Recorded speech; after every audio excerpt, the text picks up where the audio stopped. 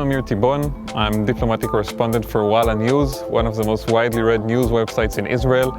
Diplomatic correspondent, it means that I'm responsible for covering Prime Minister Benjamin Netanyahu and Israel's foreign relations with the rest of the world, whether it's with the American administration, secret ties with different Arab and Muslim countries, negotiations with the Palestinians, and our connections in Europe and in East Asia, in Africa, basically Israel and the rest of the world. One of the most interesting aspects of this work is the access you get specifically to the Prime Minister.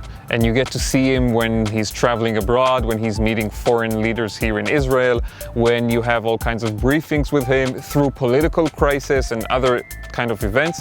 And you really get to analyze his body language, his facial expressions, his moves, and that gives you sometimes more insight than the actual answers that you get from the spokesperson, because the spokesperson will tell you everything is okay, but through the facial expressions, through the body language, you can sometimes see that actually there's a story there that they're not actually telling you.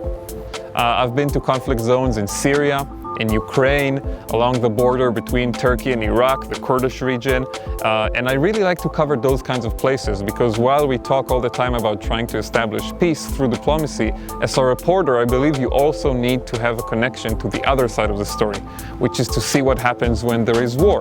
What prices do people pay? What happens on the ground? What are the dangers that are arising from the situation? For me, the two most important aspects of investigative reporting are hard work, there's no replacement for that, and gaining trust and access from the people who make decisions.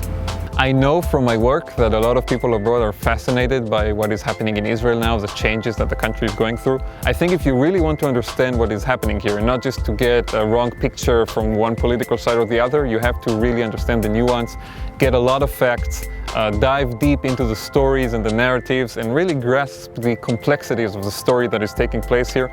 I think that's what I can bring from my daily work to try to really put people into the complicated events that are taking place here, and I hope to be able to talk to you about it when we meet.